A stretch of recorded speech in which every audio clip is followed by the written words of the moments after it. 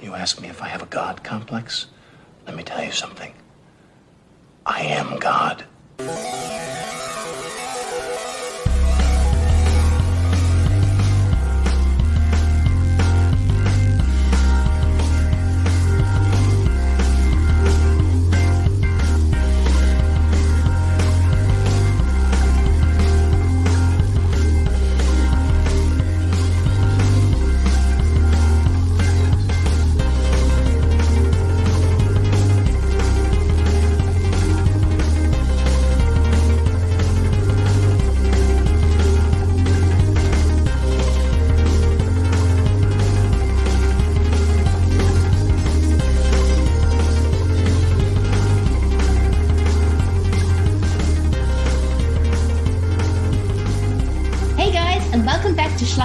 The double feature podcast that celebrates all movies from the sublime to the suspicious.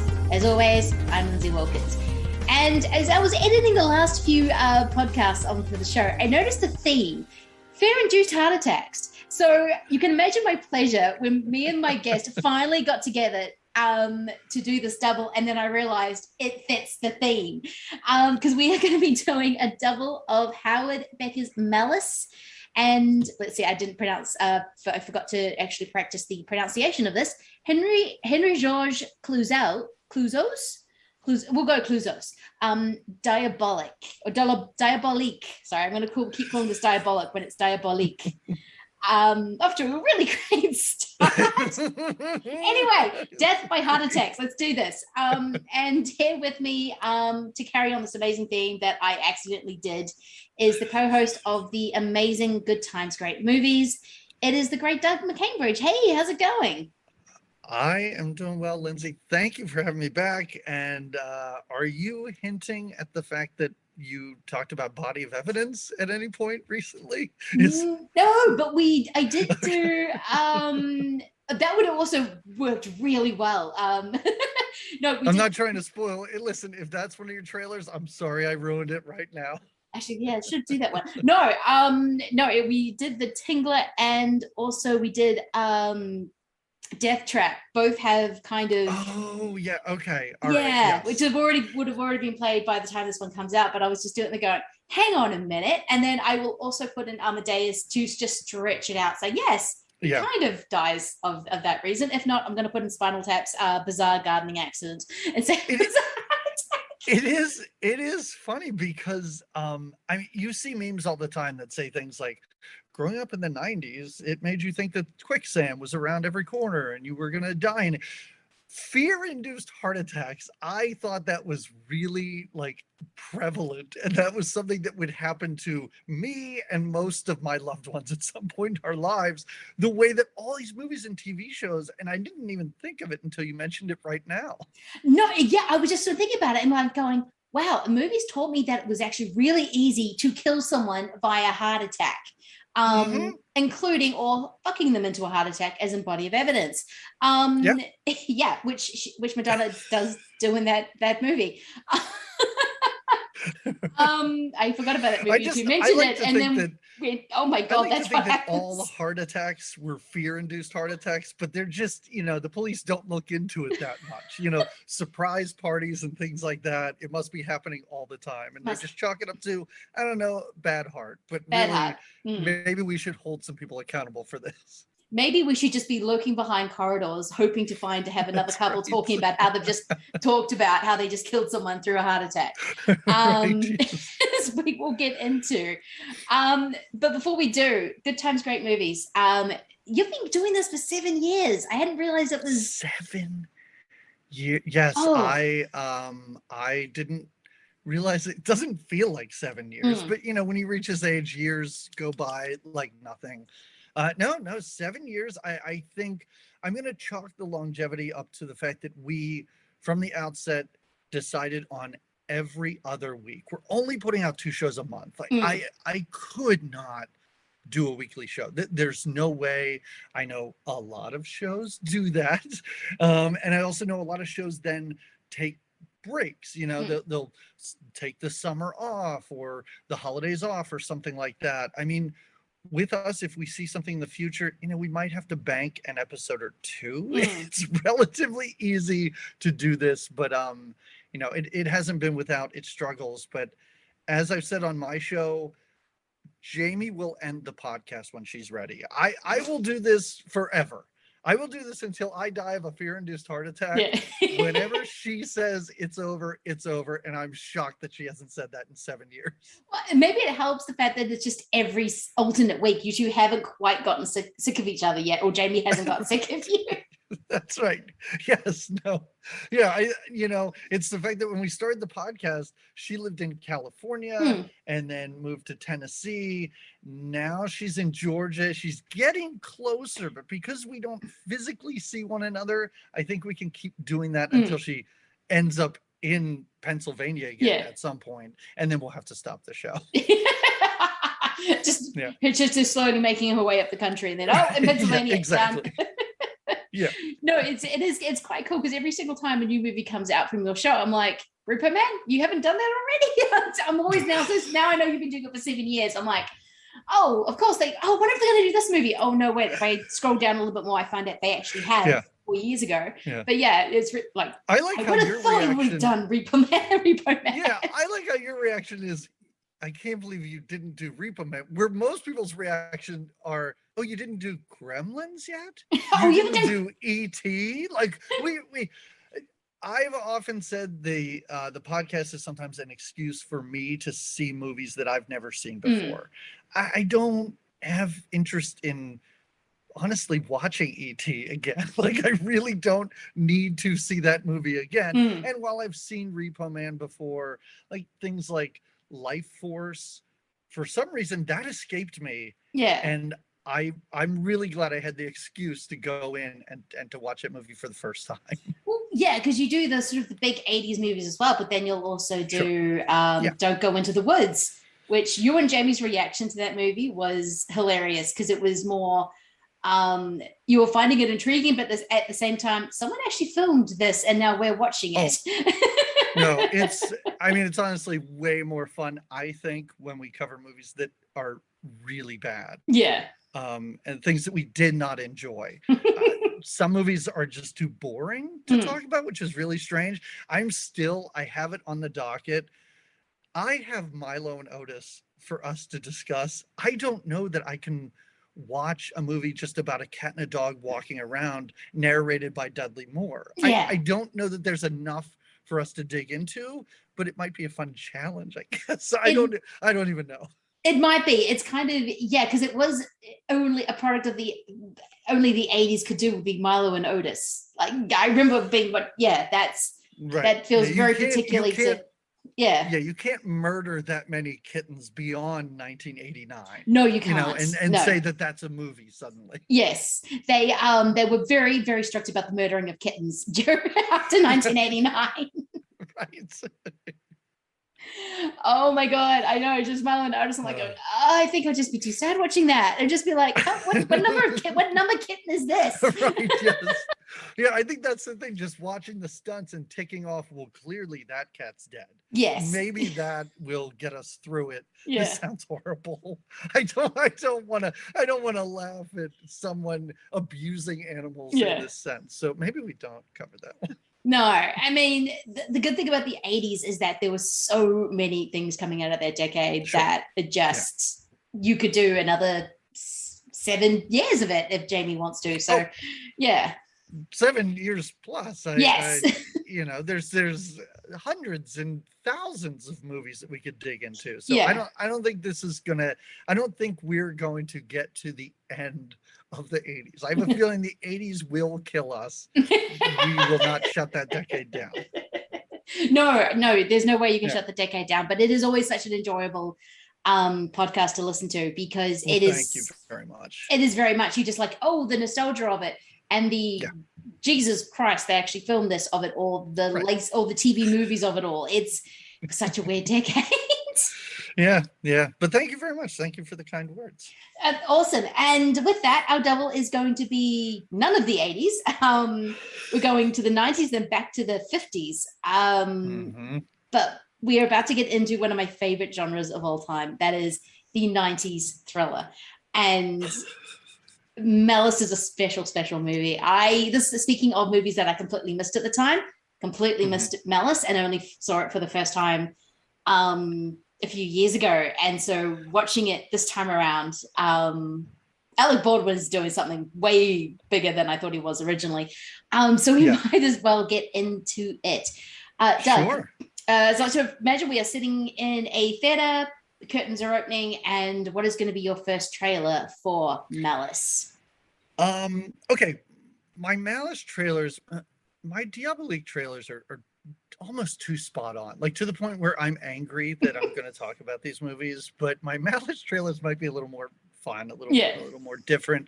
And for my first trailer, honestly, listen, you could play the trailer from the 1960 version, or you can play the trailer from the 2010. It doesn't really matter. It's pretty much the same movie, and it's The Housemaid. 이렇게 눌러봐. 집이 너무 컸나 봐요. 이 집에선 한이 없으면 못해 나가겠는걸요.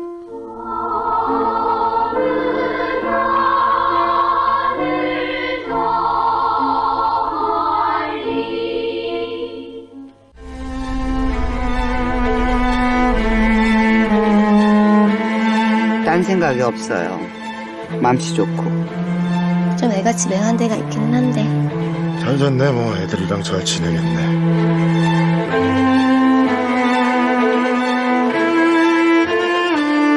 아줌마, 고마워요. 다음은 뭘 봐라.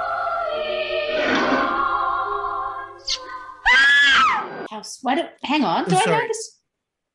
I don't know. I might not know this movie.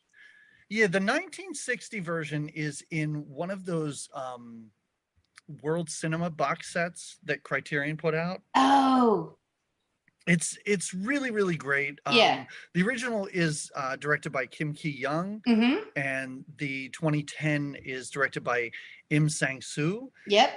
The very, very similar films. Yes. So honestly, like I do enjoy both. I think I do prefer the 1960 version. Yeah. It deals with Malice in the sense that it is about I don't want to give away too much, but it is about the seduction, let's say, a house guest seducing a owner of the house. Let's say it's basically about a man who his family, his wife is sickly, and so they basically need a housemaid to come in and take care of things. And he works, I think he's a piano teacher.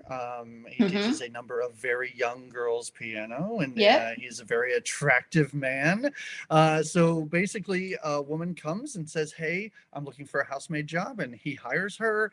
And let's just say that this woman is basically there to fuck this family up for reasons that become clear later on. It's a crazy, like, melodramatic morality tale, but you could also sort of watch it as a black comedy if you're a total sicko. It's a great movie though. Oh, I am so getting this movie. I had not come across either movie, and now, because I haven't seen a Korean movie past like 2000 and sure. The early 2000s. Oh, I've never seen any 90s or even 1960.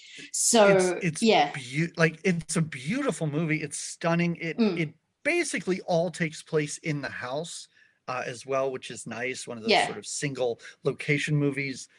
It's really fantastic. I think the 2010 version was put out by Eureka. I think Eureka put out a blue of that. Yeah.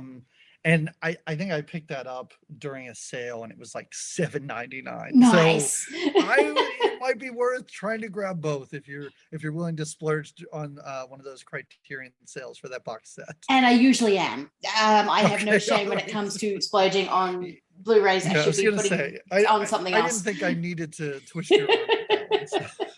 No, that sounds absolutely amazing. So I love when this is what I love about trailers. You give me a movie, I'm like, I am so watching this later. Sure. Yeah. No, that's what I enjoy. I enjoy this idea in your podcast of these trailers, because it has given me reason to check things out just listening to your show, even if I'm very familiar with the two main movies that you talk about. I love hearing the trailers. And your last episode, the last one that we heard, oh boy, I forget what it was. trailers I had in mind were totally stolen for that double. I was like, well, I can't suggest that again. Oh my God. I know it happens to some, when you sort of listen to someone go, oh, I'm like, well, I'm just going to put that to the side and put that one up here. So we will not talk about that one again. But no, it's just a way to come across new movies, and those are absolutely, those are now on my note on my phone going, I will take those. Okay, my trailer, I am going to go, okay, you know what? Since you went, I'm actually going to go for an action movie. But watching Malice this time around, there's this whole motherhood thing with this is just going to be a spoiler episode, because even though these movies are very much older, they have big twists in them. There's a run of how a woman should be, and especially how mothering they should be. So I'm going to go for Rennie Harlan's Long Kiss Goodnight. All your memories. Name's Charlie. I'm coming back. Came flooding back to you. Hey, Charlie. Long time. One bullet at a time. I got movement on Samantha Kane. You're kidding. I may have a lead on someone. May still have some of her stuff. This man is going to help me find some things out, so we'll be safe. Your full name is Charlene Elizabeth Baltimore. This could be trouble. My name is Samantha Kane. No, forget all that. I'm in the PTA. Then quit! You're an assassin working for the United States government. We have 24 hours. We find her, and we kill her. Run for your life!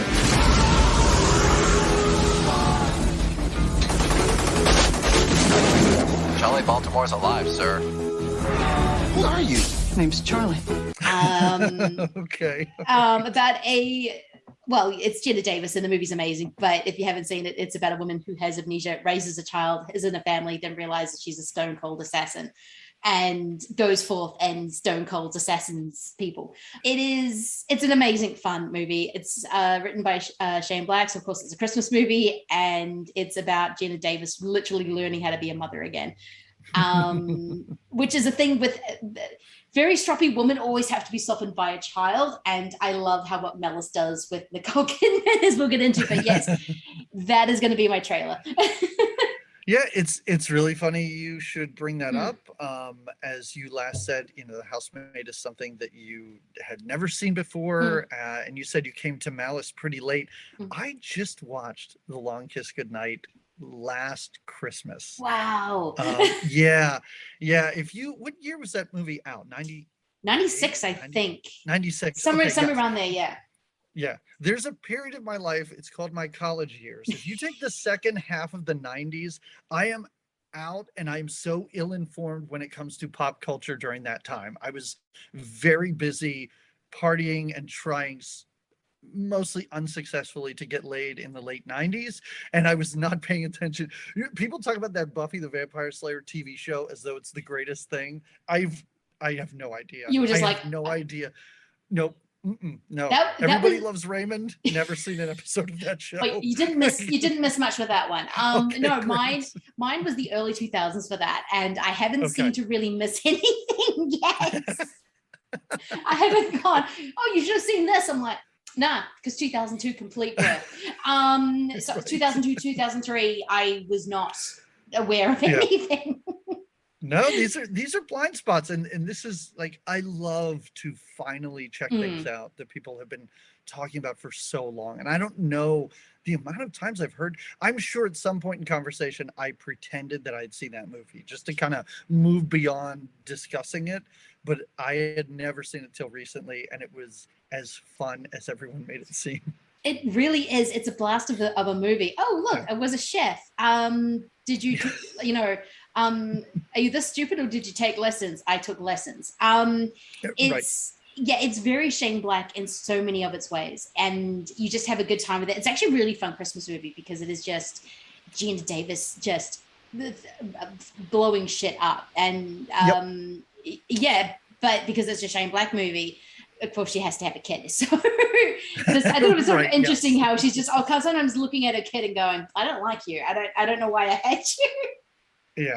Yeah. No, it's really great. And again, if people haven't checked it out, they definitely should. But good trailer. Really good. Nice, diverse trailers we have so far. Yes, exactly. What is going to be your second trailer? Okay, now you might argue with me here, but me trying to remember Malice, because it is a movie that I saw a lot, but probably not past 94 or 95. It was one of those, it was one of those movies that made, the rounds on HBO. And back then, I'm going to say HBO would purchase 10 films for an entire summer and just show them in constant rotation. So I probably saw, when I was 15, 16 years old, I probably saw Malice at least 5 times. But it was very fuzzy. I couldn't remember it. And I was kind of surprised, and you can disagree. I thought I remembered it being way trashier than it actually is. So I'm going to up the trash here, and I'm going to go and show a trailer for Poison Ivy from the year before Malice. My name's Sylvie Cooper. Like most 15-year-olds, what Sylvie Cooper wanted more than anything else was a best friend. Everybody hates me. Oh, well, everybody hates me too.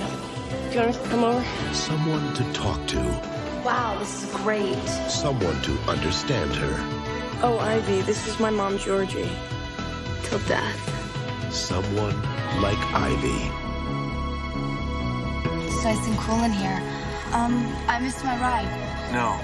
Dad, she's my best friend. But Ivy didn't just want a friend. Ivy wanted more. I hope that when I die, I'll have owned a sports car, had a family, a home. And she'd do anything to get it. I love it. No, I love it. No, that is absolutely, sorry, I got something put in my throat. That is absolutely perfect. I love Poison Ivy so much. This was such a sleepover movie when I was younger. For some people, Drew Barrymore is E.T. For others, I don't know, Charlie's Angels, whatever. She will always be Ivy to me. Always Ivy. And we used to watch the sequels because I remember someone else brought it up and went, oh yeah, that has Alyssa Milano. No, that was the sequel. I'm like going, oh, I'm getting this confused. But no, it's Tom Skerritt's in this. I mean, it is so perfect. And you're right. When you think Tom of Malice, Cheryl Ladd is the mother. And yeah, it's really wonderful because Sarah Gilbert is the she is girl, she's nice the good girl, yes, the innocent girl, the girl taken advantage of. yes. So she brings her, I'm gonna say, street smart friend home.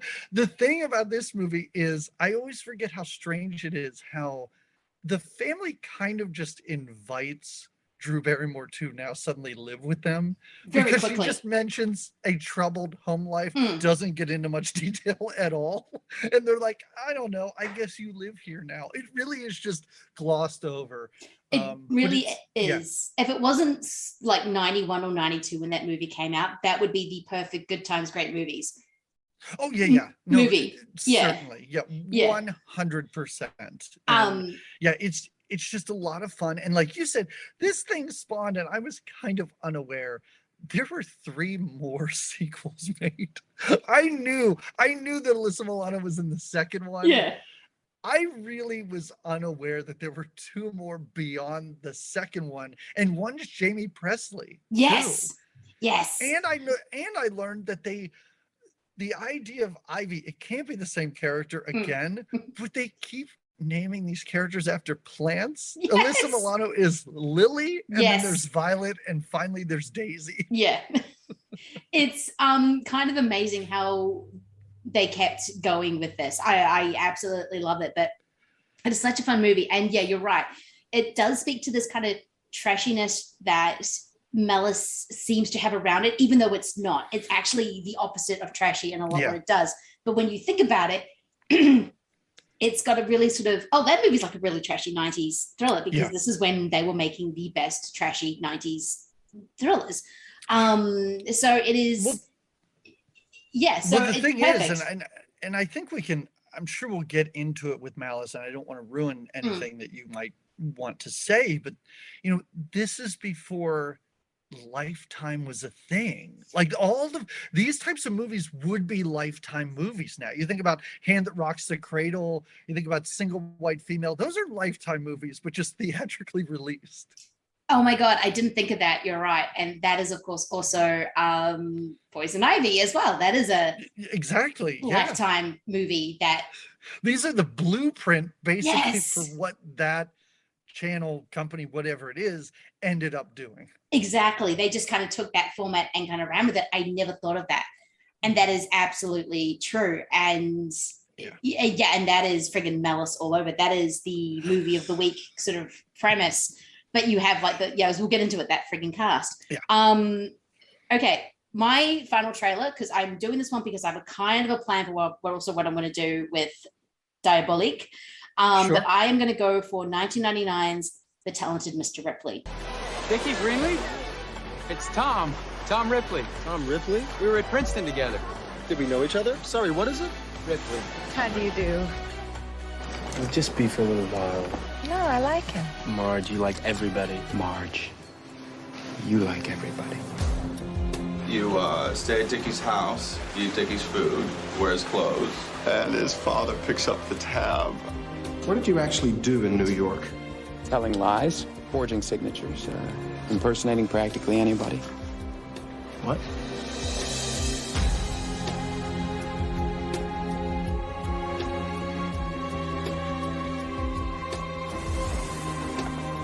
I wish I could live Dickie's life for him. I know what I would do. Con man extraordinaire. I love this movie. Again, a movie that should be trashy, but because of the cast, Gwyneth Paltrow also pops up in both of them. Weirdly, there's like, oh fuck, Gwyneth Paltrow's in Malice. But it is just a perfectly constructed movie. It's the only way you only get to make this version of Tom Ripley when you win an Oscar. For the English Patient. But the more I watch Tom Ripley, and it is a long movie, the more I fall in love with it. But there is a sort of quality of people, mostly Tom, just kind of inserting himself into the lives of these people and making himself so ordinary, which of course is what Kidman does. It's You don't see her do it, but as the movie, as we'll get on, she's fantastic at playing dutiful wife when she is anything but. Yes. The power to heal can be like a drug. Turns out that your hospital has a new surgeon, this whiz kid from Mass General. So I went back to introduce myself. And are you ready for this? We went to high school together. Speak of the devil. And the devil appears. I mean, he walks into the elevator and he thinks he's God's gift. What's your problem with this guy? I mean, he's smart, he's funny, and he's a brilliant doctor. We could even ask him to recommend another doctor for you. Please tell me you didn't say anything to Jed. Please tell me you didn't share my problems with him. What the hell are you doing in here? I can refill this prescription for you. Anybody home? Up here, honey. Yeah, I have a lot of questions about her character and her background. Yeah. I really... her dedication, it's just... It's... Everyone in this movie is... I mean, no shade to Bill Pullman, but Bill Pullman's just playing Bill Pullman. I mean, he's the president in Independence. Like, he's basically the same character. He's even kind of the same character as in Lost Highway, which is the strangest Bill Pullman.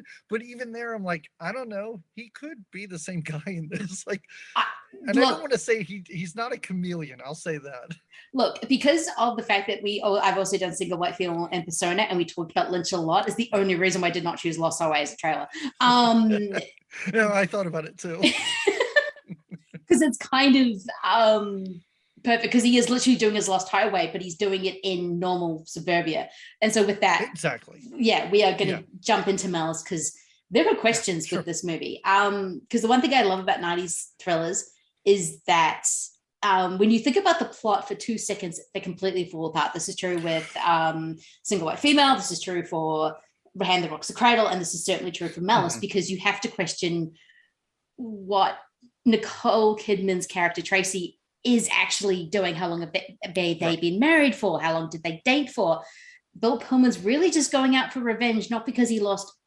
It's literally because his heart is broken. That is why there's a lot of, this movie's messy. That's what I'm trying to say. I love it, but it's messy.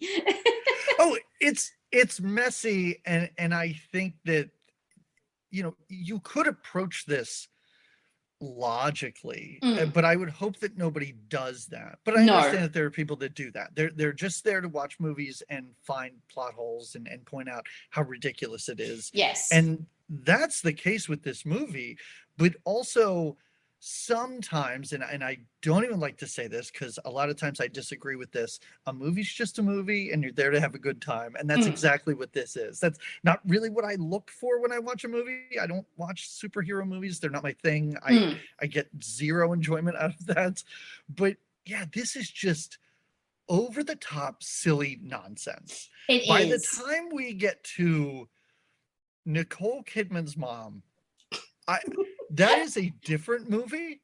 It's a movie that I kind of want to watch for an hour and a half, but it doesn't belong in this. It's so silly. I found myself smiling and I think audibly laughing at points during that conversation. Anne Bancroft is amazing. She is delivering that monologue because essentially it's just a one-sided conversation. Bill Pullman's not really having much to do in it. He's just kind of there, and she's just delivering this amazing monologue that she's reading it like she's eating it like it is something written by, she's in Who's Afraid of Virginia Woolf, that is kind of what she's doing. I mean, George C. Scott does the exact same thing when he's in the deposition as well. It's nonsense, but the way he's kind of attacking the script, Alec Baldwin does the exact, actually all of them do. No, this was like, Anne Bancroft showed up on set one day for 5 minutes and watched Alec Baldwin and just went, oh, this is the movie I'm in. And she took that to her performance for that afternoon she was on screen. Like, it's so ridiculous. When she yells at him at the end, then why do I have the fucking jack of clubs? I was like, this is silly. I'm not getting any information from this. It's not helping the plot at all, but I am loving every moment of this. Pick a card. No, I want you to pick a card. You're not paying attention. Watch the card. It's but it's a beautiful performance at the same time. Yes, it's nonsense. Sure. It's a completely different movie, but I just love watching her. She's attacking it with a full force of, maybe it doesn't deserve that. I mean, I'm just trying to think, okay, so they didn't hire this caliber of actors. How would I feel about this movie? Because when you sort of watch it the first time, you're just like, oh shit, Bebe Neuwirth's in this. Oh shit, it's Gwyneth Paltrow. Oh shit, they got in George C. Scott for an afternoon so he could talk about a God complex. Oh my God, Anne Bancroft. It is such like a feast of amazing character actors. I am going to say, and again, this is me speaking for my 14, 15-year-old self, like I just knew, let's say, Lilith from Cheers. Like that's all I knew her from. I didn't know who George C. Scott was. I didn't know who Anne Bancroft was. And I love this movie. So it is fun to watch now and to say, boy, they're really calling in all the favors. And I don't know where they're getting all these people from. But I do think that the silly plot, and I am kind of a sucker for these movies overall. I think that's enough to suck you in. And I think, the extra layer on top of looking and saying, wait, what? Who's in this movie? Like, that's fun, but I think you can have fun with this regardless. Oh, no, I would have the same experience with a Single White Female. Like, I'd watched that since I was a young thing. So I didn't notice that it was Jennifer Jason Leigh and Bridget Fonda and Stephen Tobolowsky shows up in it and that kind of thing. She hits him with a heel and it's awesome. I didn't really go into the silly plot. I was like, oh, well, no, of course she's crazy. She kills the dog. So it's a very different experience when you grow up with something with that cast and then you watch it, but we're coming in like 2 years ago or whatever, I watch it going, Gwyneth Paltrow looks like a baby. It's kind of, it's just great. Yeah, it's just great. Seeing her there, it takes me out of it a little bit. It does, just seeing someone that famous that early in their career. But no, this movie is wildly enjoyable. And, if you are there just to have a good time, that this movie will give it to you, please don't start to think about this movie. That's a really bad idea. The whole B plot with the I don't know, is this guy a custodian? I have no idea. The guy from Saw, I can't even think of his name right now. Oh, that's right. Shit, it's the guy from Saw. I keep forgetting that he plays a serial rapist. And it's the only way that Bill Pullman figures out that there's a scheme because it's not his sperm. I still don't understand where he jumped from. Oh, that's not my baby to insurance fraud. But that's, again, you're not meant to, not meant to think about that too much. Exactly. And the whole, like, this whole plot line is only there so he can give a sperm sample, because there's no other point to any of this. I love how they call him a serial rapist, and I'm like, you know, he's murdering these women, right? Like, he's not just a rapist. He's killing people. But the thing is, I would have kind of loved it maybe if they just leaned into the whole, Bill Pullman might actually be a serial killer. But no, even Baby wouldn't have thought, nah, no, you're not. That's really, there were parts of this that I was misremembering. I thought there was way more with he in that school, and for some reason, like when I saw Gwyneth Paltrow, and I don't know what movie I'm thinking of, but I was like, oh, is she the one that files the sexual abuse charges against him? So I don't know what movie I was thinking of at points, but yeah, it seems so strange that they really lean into what his job is and this whole idea of a rapist murderer just so that we can find out the baby's not his. But I guess when they were writing it, I guess you write yourself into a corner and you're like, well, I guess we have to figure out something. Let's go back 37 pages and rewrite in a new plot line. Yeah, because it pretty much opens with the woman being attacked. That's kind of what I even forgotten. I'm like, oh yeah, because I thought, I go, oh shit, this actually starts with the attack. And it's the side plot. Because even as you talked about, Anne Bancroft's in a completely different movie. Bebe Neuwirth is in a completely different movie. She's not but I kind of love that. That her and Pullman have this kind of buddy cop thing almost going on, and it's actually more about what Nicole and Alec Baldwin are doing over here. And it's kind of meant to be this great misdirect, but it's got like 4 movies in it, and I love every single one. Don't get me wrong. Oh, no, definitely. Yeah. The thing that I don't like with Bebe Neuwirth is that Boston accent. Oh my God. She's the only one putting it on in this movie, I think. She's making up for every character that does not have one. The Kidman does it a little bit when you find out she's shady. That's when it starts coming out. It's like, oh, now you're Boston, okay? And now it's the same accent that Bebe Neuwirth was doing. So I don't know what's going on with the Boston accents, because Alec's definitely not doing it. Pullman's not doing it. No one else is. I don't even know what accent Anne Bancroft is doing, but it's not I think Boston. She's trying. Yeah. I do think Anne Bancroft, every now and then, she doesn't pronounce her R's. So I think she's doing the lightest bit, but she has a lot to concentrate on with that deck of cards. So this is true. She can't do that and the accent. No, and this is not The Departed. This is not when everyone's going so full in on it that Mark Wahlberg has to come in and teach them how to do a Boston accent, which I still think is the funniest thing put to friggin' screen. But I think that's crazy, because I watched that movie and I'm like, wait, he's from Boston, and I think he might be doing the worst accent in this movie. I hate him so much. I really do. I hate him in every movie I've ever seen him in. I don't think I hate him. I don't think he's a good actor, except Boogie Nights and The Departed. Yeah. Oh, of course. But The Departed, I think he's just being Mark Wahlberg, and I just find that entertaining. Maybe that's enough. Maybe that's just enough. Maybe that's all you need. Yes. But yeah, I've been known to hate watch the odd Mark Wahlberg movie. Sitting there going, oh, I hate you so much. The fact that Mike Scott keeps pulling up Mark Wahlberg memes just makes me laugh.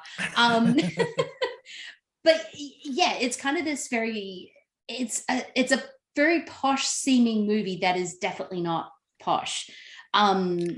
Which I kind of like, because it's got all these pretensions of being this great melodrama and everyone giving these amazing speeches. But when you're actually watching what's happened, it's a bonkers ass movie. And I think that's kind of where the secret sauce lies a little bit. Yeah. Oh, it is, because at no point are you sort of bored with anything you're seeing. Yeah. Most all conversations between characters, I'm going to say after the 10-minute mark, are turned up so high. Someone's always screaming. Yes. If they're both not screaming, one of them is yelling. Yes, it really is. And there are just so many things. Like, I understand that Bill Pullman is the quote unquote hero of this. Listeners of my podcast know this. I work in academia. I am a college professor. And when Alec Baldwin picks up the framed newspaper article that says he married his favorite student, that's the creepiest thing I think I've ever seen. First of all, why would you print that? Why would you keep it and put it behind glass? It makes him seem like a way creepier person than he actually is. Yes. I know people. I have worked with people who have married their students, and it's terrifying to me. Like, that's you are in a position of power. You're an authority. Like that. Oh, that seems so gross to me. And just when you pick that up and it says teacher marries favorite student, I was like, I don't like this guy. No, he could possibly be the worst person in this movie. He could be, because there's this kind of interesting notion. I mean, Nicole Kidman has a very simple plan. It's marry her teacher, make him fall in love with her, make everyone believe that she's in a very normal marriage, and so you're going to want to have children. So they're trying to have a baby. Oh no, wait! I'm going to make sure that I mean, what she does to herself. I was kind of watching Incredible. I'm like, oh, you're making yourself get ovarian cysts.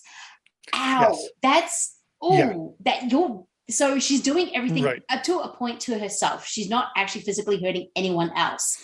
Mm-hmm. Then it gets complicated, because all of a sudden you've made this man fall in love with you, who apparently does not take breakups well. And and you had a baby to, essentially to abort. It's, I mean, she's not a motherly figure. So she's never going to want to have kids. So that's fine. But it suddenly gets very, very messy. And it was watching it this time around where I just noticed the looks that Alec Baldwin and Nicole Kidman kept looking at each other. Like, they're constant. Okay. I never noticed. I'm like, oh yeah, they are looking. Okay, yes, because they're going, yeah, plan. Yes, we have one. Or, oh, she's pregnant. And you're right. This movie just wants to dial everything up to 11. So Nicole Kidman can't just be doing this one thing to get insurance for it. She has to do, like, the seemingly in 1993 the worst thing a woman can do, and it is. It is just kind of like, why? And so I'm looking at Bill Pullman going, but you're still kind of being an asshole. It's not, I don't know. There's something about the dynamic I couldn't quite wrap my head around. It's not, I think I was overthinking the movie a touch too much just in terms of motivations. I'm like, Bill, calm down. Come on. No, it's worth doing that, and it makes for a fun conversation. It does, yes. You can just sit down and watch this and be like, all right, that was goofy, that was kind of fun. Yeah. But it is fun to think about. Like, just the idea that he and Alec Baldwin went to high school together, and he runs into him and is like, hey, guess what? If you're looking for a place to live and just bang women directly above my bedroom, have I got the place for you? Also, my wife will be totally like, you said she has a simple plan. This is wildly complicated. Very wildly complicated. I meant simple as in that, but she is going to a lot of trouble doing a lot of moving pieces. Yeah. Having him move in with them cannot be part of her plan, right? Like, this is Alec Baldwin messing up, right? Because she seems genuinely upset with this, and like, you're really going to screw this up here by moving it. Because I was like, well, that's the worst thing you could do if this is a plan, is to get this guy closer to you personally. Yes. Like, if you just want to mess with him professionally and he comes in your plan as a medical doctor, that's great. He should not be inviting himself into their lives. No, it is kind of weird, because, and you're right, because I always sort of wondered, the fact that they knew each other in high school, was that part of the plan? Because that takes some maneuvering of, okay, we have to actually go to this place where there's this guy you vaguely knew who you might know is a bit of a putz. But so I don't know if that was just a coincidence, and then all of a sudden the pipes went out on the house, and now they don't have any money, except they do have a very apparently fancy Renoir statue just sitting on the dresser. Oh my god! The goddamn Renoir. when Alec Baldwin walks in and says, first of all, he doesn't say a Degas, he says a Degas, which is really, that's a weird way to pronounce it. When he's basically saying, hey, is this a priceless statue that's just sitting here out amongst your garbage and your wedding announcements? Yes. I found that so hilarious. And just the fact that later on he's like, I know she's been here because there's that priceless statue that she took. And Bancroft's like, that's $100 statue. We don't need any of that. We don't need any of that at all. We don't. Able to find Anne Bancroft without that statue. No, you were able to find Nicole without that statue when you find out that she's on like the haunted house on the beach. It is just you don't know what is out of her control and what is in her control, because she's apparently she's very good on thinking on her feet. Like as soon as she knows there's a kid who might have seen her inject multiple times, she is ready to kill that kid. She is taking no. She's like, okay, well, the kid's dead. 100%. She is just ready to go. Yeah, she's ready to murder this kid, and I just love how Bill Pullman's basically like, you know what? If you want this plan to work, there's a kid you're gonna have to kill. Yeah. Why are you telling her that? Like, I mean, we understand at the end why he's telling her this, but just at first glance, I'm like, are you trying to get this kid killed? I know, it is so. The scene when they're actually having they're at the restaurant, and he's kind of baiting her, and he's trying to get her angry, and he's basically saying, well, I know that you know that I know, but I also know there's a kid that knows, and you're gonna have to kill him. And she's like, yep. It's just it is so. And she is so ready just to and I love it. Yeah. The kid kind of gets in the way of one thing that I wish this movie did. And again, with the kid, you couldn't do this.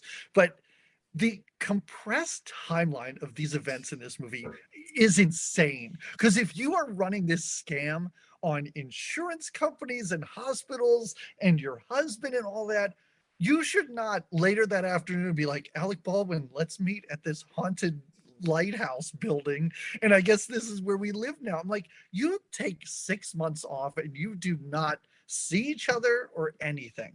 No, I mean, I just saw Gun Crazy for the first time, and they don't follow the plan, but even they go, well, if we're going to do this big heist, we do have to spend 3 months apart. 100%. We know that's a sensible thing to do. Whether they do it or not is not the point, but they actually go, well, if we're going to get away with this is what we have to do. They do none of that. They are just like, well, we want to fuck, so we're just going to go to the haunted house and lock no doors. Yes, yeah. Bill Pullman's just walking in and out of that place like nobody's business. Exactly. Yeah. And Alec Baldwin, I don't know, that Airbnb or wherever he was with that old lady at the desk, like that seemed like a nice place. You can hang out there for a while. Yes. See, that place had security. It really is like he just showed up there that afternoon because he knew Bill Pullman was going to come over. It is so strange. This movie is wonderfully nonsensical. And, you know, I looked at a lot of the reviews by critics and everybody was really split on this. Yeah. But I just, like, this is pure trash. But it's trash that if you're really into that and if you just want something where you watch like insane, I'm going to say that Alec Baldwin's performance is totally insane in this movie. Absolutely. I mean, there's a way this man eats ice, and his I am so great. And his I am God speech is just perfect. It is kind of like the speech that Alec Baldwin was always meant to give at some point. Yes. And he did. And he goes, I am God. And it is just, he is such a prick in this movie, even when he's arguing with his lawyer. And the whole point is they're meant to get as much money out of the insurance company as they can, because that is the whole point. He fucks up so Nicole Kidman can sue and they can take the money. He's still arguing with his lawyer of like, don't go 20. That's too much money. It's like, He goes, no, we should probably go 30. No, don't do. I'm like, oh my God, you were such a prick and so arrogant that you don't there's even a mistake you did on purpose. You're still trying to argue that you were right. And also, when I was watching this, I was like, okay, Alec Baldwin, why are you so angry about what George C. Scott said? Yes. Like, wasn't that your plan? Yeah. Isn't that your plan? Because later on at the house, he's like, what an asshole that guy is. I'm like, no, that's how you got this money. Like, I thought he was brought in because he knew that you were a maniac. And that was the whole point of you, basically telling your lawyer to bring this guy in. But no, Alec Baldwin is very hurt by what he says about him. And I just don't understand it. Also, Alec Baldwin's death in this movie, I did find pretty terrible. A little anticlimactic. This is a movie where you are over the top. First of all, you're on a cliff. You got to use that cliff in this movie. But just to have him shot twice, I really feel like it was almost like Alec Baldwin's like, listen, I gave it all I had. I'm kind of out on this movie. I'm exhausted. Can we just do something easy to get me out? I will fall to the floor. If that's what you want, I'll fall to the floor. But we're not doing any cliff stuff. And they'll be just like, oh, it would have been perfect. You're on a cliff. You're on this haunted beach thing. Nicole, just push him off or just shoot him and then or fall or something. Exactly. Fall out the window over the cliff? Come on. This is what this movie is made for. I mean, the whole Nicole finding out it's a dummy in the bed when she's trying to smother the child. And her reaction is the best. I mean, you could have thrown Baldwin over the thing but he's still so morally superior over everyone. So yes, of course, he's still pissed that George C. Scott insulted him, even though that was the point. I love him. I love him in this so much because he is such an asshole. And I could even see Nicole going, oh, there's a point I'm going to kill you at some stage. So even if it's because he told her you're not going to kill the kid, she's like, well, fuck you, I'm going to kill the kid. But it's this kind of, she's going to do it at some point. So it just happened to be over that issue. But yeah, I mean, Nicole Kidman and Bill Pullman would fall over a banister.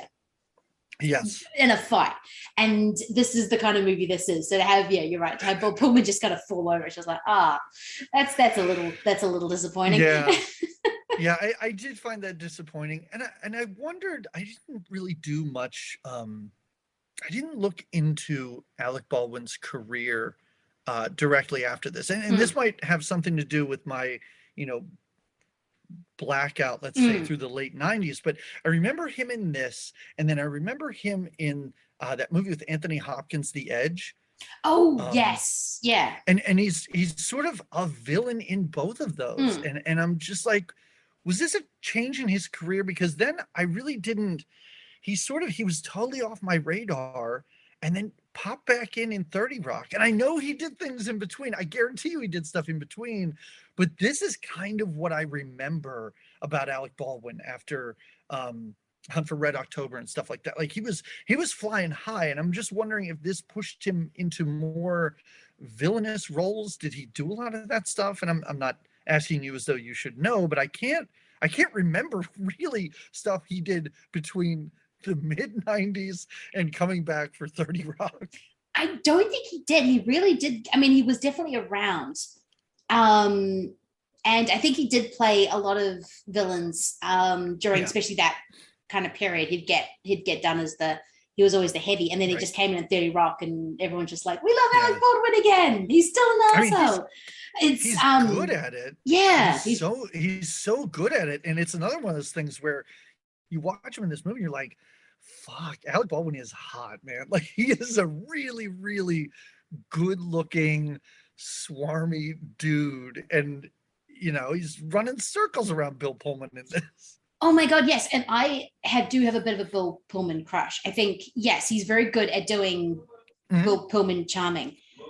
And, but I absolutely love Bill Pullman, and I'm like, oh, it's Bill Pullman, I love him, he's so charming. But you're watching Alec Baldwin and he's just running circles around him. Yeah. He is just literally not even close.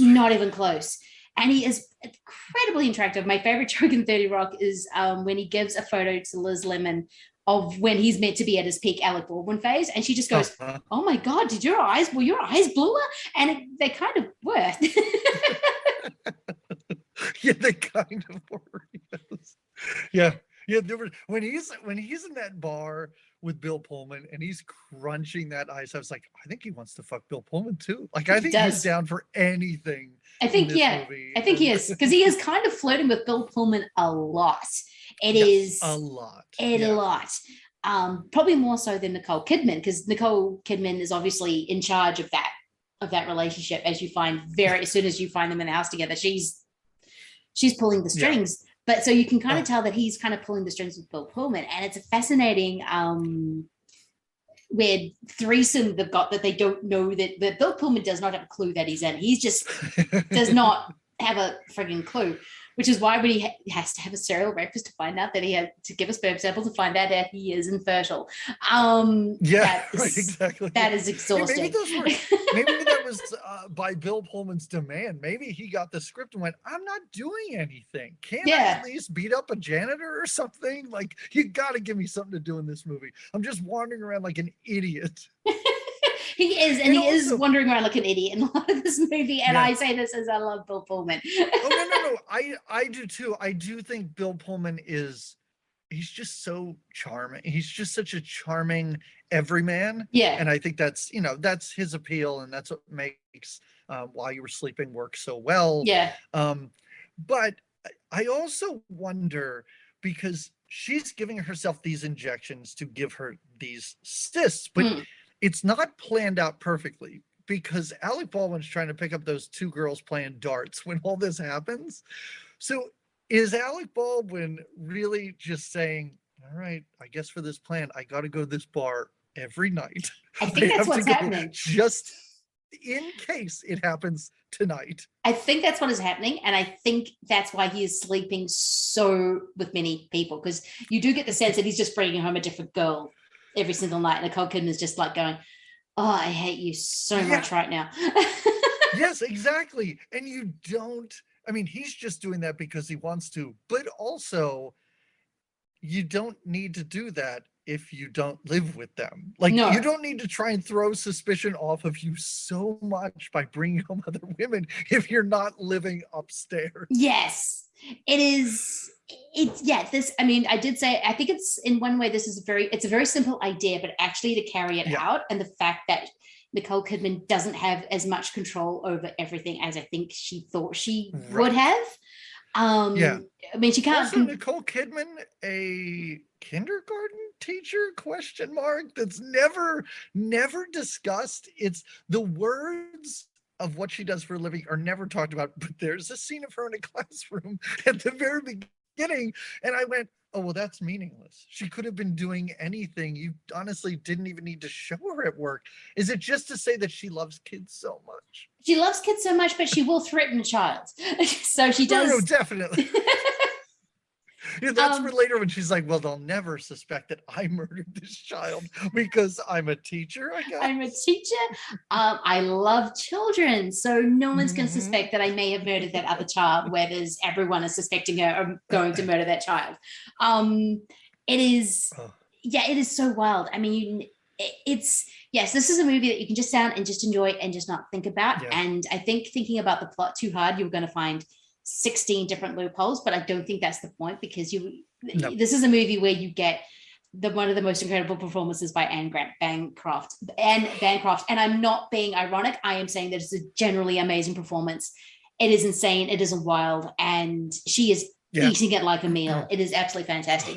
Yeah, everyone would have just been, okay, Anne, you're amazing. You didn't need to do all that, but you did. And thank you for it. No, that's the thing. I think both she and George C. Scott, they could have phoned this in easily. They could have just shown up and done whatever. Just read the lines as dry as possible. Especially, I think George C. Scott. He could have really just, again, sleepwalked his way through this performance, but they don't. And I really don't know if that's a testament to the director or I don't know what it is, or I don't know if it's just crediting these two actors for really bringing it, but they certainly are. And their single scenes that they are in are definitely worth checking out. If people don't watch the entire movie, I'm sure you can find this stuff on YouTube, especially Anne Bancroft. Watch it. And I think just watching that might be enough for you to go, maybe I'll give the entire movie a shot. Because it is absolutely fun. Because I have, over the years, come to appreciate Nicole Kidman. More in her later stuff like Stoker and The Death of a Secret Dare and all that kind of thing, where she's just going full, like, she stopped caring. And now I think you can kind of see that in this movie a little bit as well. Like, I think I had someone goes, oh yeah, you can see that she's like, To Die For, and then also what's the movie where she's on the boat with Billy Zane? I have done an episode on this. Dead Calm. So good. And you can see those two different sides of her, and then watching it I can see her flipping. Like, she hasn't got to the stage where she can meld them together, but you can definitely say, oh, okay, I'm Dead Calm wife, oh, now I'm To Die For, and I'm plotting to murder people. It is a really cool performance. Like, she just will just you can see her flipping. I think you can track her performance in this to her performance in Eyes Wide Shut. It's very similar as the doting wife, but also she has this darker side or darker past or something like that. And I think she's fabulous in both of those movies. And she really is someone that like, I really enjoyed Dead Calm, and I enjoyed this when I was younger. She's someone who I come back to, and I really appreciate what she's doing. Yeah, she's always doing something interesting, and she'll always pick projects where I think she can stretch out a little bit. But especially even something like Eyes Wide Shut, where you wouldn't think that role would give her the moments to stretch, but when she's talking about the fantasy and when she's just looking at her husband going, why am I married to you again? And she gets the final line, and she's kind of integral to, I only saw, again, Eyes Wide Shut like last year, and I went, this is the first Kubrick I've just fallen in love with on the first watch. Yeah. No, me too. Yeah.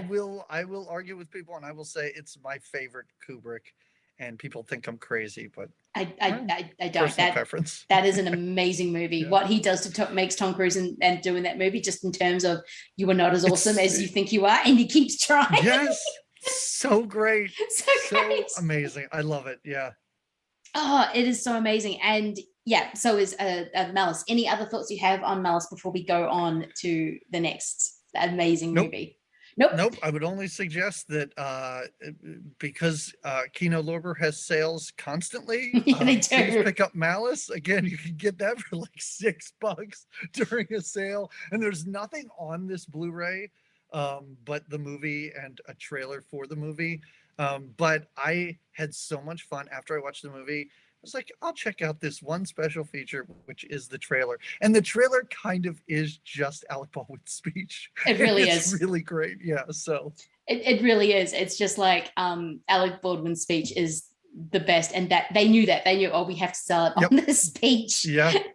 We have to sell it on the speech because we don't know what the hell's going on in this movie. No. How do you make a trailer for this? No, because there's like 6 different movies, there's 6 different plot twists, and so okay, we'll just find out Alec Baldwin say I am God and just let it go there. It's because otherwise, how do you sell this movie? Speaking of, the only reason why they could sell this movie's French, and the French do not give a flying hoot on what you think a movie is going to be, and that is Diabolique. I'm going to mispronounce this name all the way through this episode. But that's all right. I always call it Diabolique, but I think that's right. Diabolique. Yeah, I think that is actually correct. Okay. I don't know. I could be putting accents in wrong places. And so just forgive both of us. Yes. We'll stop saying the name of the film right now. Well, we will. And then we have to get into the actual actor's name, which is going to be worse. But what is going to be your first trailer for this movie? Okay. My trailers for this are kind of totally spot on. And I watched a movie just for this podcast, just so maybe I could use it as a trailer. Yeah. Because it kept coming up in searches. It is from 2012 and it's called The Body. Ahora quiero que me lo cuente todo otra vez. Desde el principio. ¿Qué ha pasado? Todavía no estamos seguros. Lo único que tenemos son sus huellas en el bosque. Trabaja en el Instituto Anatómico Forense. ¿En la morgue? Es el vigilante nocturno. Al parecer huía de algo. ¿De qué? Según los registros, falta un cadáver. Maika Villaverde, fallecida por infarto. Estaba pendiente de autopsia. I know, I had heard of this. I have not seen it, but I have definitely heard of this. Please watch it. I will not spoil it for you. Yeah. It's a crazy movie, twists and turns. It's Spanish. Yeah. And basically, a man is called into a morgue because his wife, who died earlier that day, well, her body is now missing. So it's revealed very early on in this movie, so this is not a spoiler, that he did induce a heart attack on his wife. So he is the murderer. But the movie has so many insane twists. It kind of all takes place in this morgue. Oh, wow. Because the police show up and everything. Yeah. So it really goes from like, wait, did she fake her own death? Because he talks about how that is 100% possible. Is someone just messing with him, and did they take the body and they're trying to basically have the police catch him? Is he losing his grip on reality? Is any of this actually happening? Because he keeps seeing his wife places. The twist at the end is crazy, and you could have given me 30 guesses at the beginning. I would have had no idea what is actually happening in this movie. It is super fun. And also this director, his name is Oriol Paulo, Oriol Paulo, yeah. Yeah, he directed 4 more movies after this. They all have really great Letterboxd ratings, and I'm very excited to dig into this guy's filmography. Yeah, this is a great movie. No, this looks absolutely. Oh, did he also do Julia's Eyes? Yeah. Oh, yeah. No, this sounds absolutely amazing. That is definitely also on the watch list, because that sounds absolutely It's on berserk. Tubi. It's on Tubi. So And Tubi we trust. You don't mind commercials, because Tubi's amazing. Check it out there. Yeah, usually I hate commercials, but as soon as it's Tubi, I'm like going, that Tubi's amazing. I will put up with weird 3 commercials that happen all at the end of the movie. And it's not a horrible English dub, which I find those things on Tubi all the time, and that's so upsetting when that's the only way I can watch something. So it's not that. You get subtitles. It's great. That's good, because the only way I can do dubs if it's 1970s Italian or if it's 1970s Hong Kong. Only 2 ways. Oh, you know what? Yeah, we're in perfect line with that. Everything else has to be subtitles, but if I'm watching a sleazy giallo, I want it dubbed, and if I'm watching a Hong Kong Shaw Brothers movie, it has to be dubbed. I do not know why. No, that sounds absolutely incredible, and that is definitely on the watch list, because that looks absolutely amazing. For my first trailer, I'm going a little bit more classic, but I'm going The Innocents from 1961. The Innocents, produced and directed by Jack Clayton, the man who directed Room at the Top, turned into fearful reality by the magnificent performance of Miss Deborah Carr, with Michael Redgrave as the uncle, co-starring Peter Wingard, Megs Jenkins. I saw him staring. Who, miss? The same man, the man on the tower. The tower? But now, just now, he was staring past me into the house as if he were hunting someone. Oh, what's he like, miss? Oh, he had dark, curling hair and the hardest, the coldest eyes. Is he... Would you say he was very handsome? Oh, yes, handsome and obscene. Do they ever return to possess the living? And when did you first see and hear of such things? I love this movie. It's a classic for a reason, much like Diabolique. But Deborah Kerr is absolutely amazing. I know in the actual original novel, the nanny's meant to be a lot younger, and the Henri-Georges turning of the screw. But I love the fact that Deborah Kerr is that age where she should know better what she's doing, and yet she doesn't.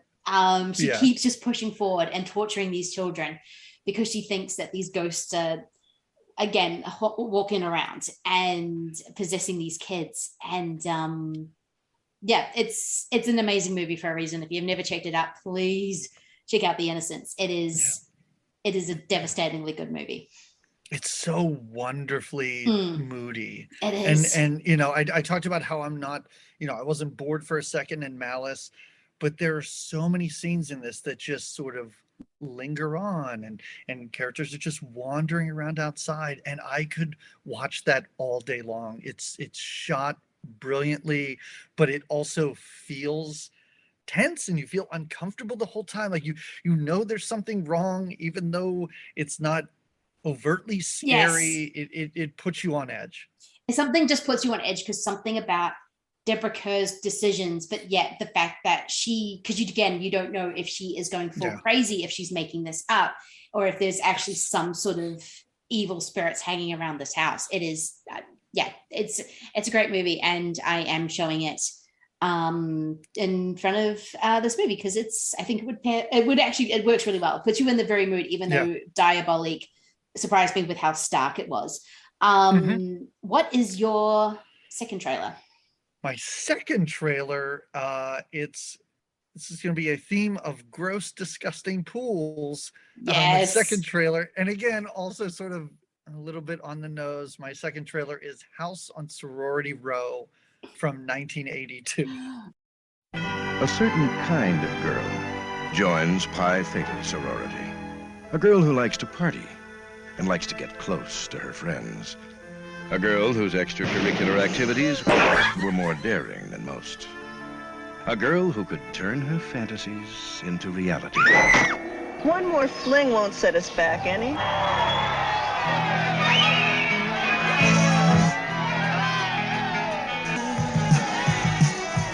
Maybe traffic's all backed up now. Don't you realize what we've done? It was an accident. It doesn't matter.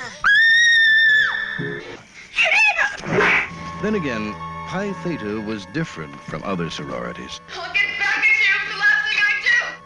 Because in this sorority, nothing is off limits. It's a super gross pool where these they're in a sorority girls. It's almost graduation, and they decide to play a prank on their horrible house mothers. So they put blanks in a gun and make this woman get into a disgusting pool, and then pretend to shoot her. I'm going to say giving her a fear heart attack. Yes. And then they weigh her down in the pool, and suddenly her body is missing, and the girls one by one are murdered. And it is so much fun. It's a movie that you've sort of seen it before, you've heard about it before. There's a scene near the end where the main girl is injected with, I don't know what sort of drug. Something, and it goes wild. She envisions all of her dead friends, and the lighting is all just purples and greens. It's beautiful in a movie that really hasn't been beautiful up to that point. And it looks like they almost brought in a different director to do this one quick scene. It's a great movie, though. It really does, because this is 1983 ugly, which is a very specific kind of ugly, but I'm a little angry I didn't think of this trailer. This is perfect. Because I do love House Sorority Row. I think it is such an inventive slasher and slashers weren't doing inventive things because they knew they had a formula. And then you get this movie in when you have like a drug trip toward the end for 15 minutes, and it's beautiful and bright and the colors are amazing. And then it just goes weird after that. Yeah. And again, a drug trip, not to spoil the movie, and if you haven't, maybe ride that skip button for 10-15 seconds here, but a drug-induced plot point at the end, which has to do with a killer, which isn't even the main killer in the movie. Like, it's just another. It's another one. It doesn't mean anything. No, it's. This movie has so many different kind of killers, and because you could argue the girls are also a killer, even though they think they're. I don't know if they. Pranks always go wrong in the 80s, don't they?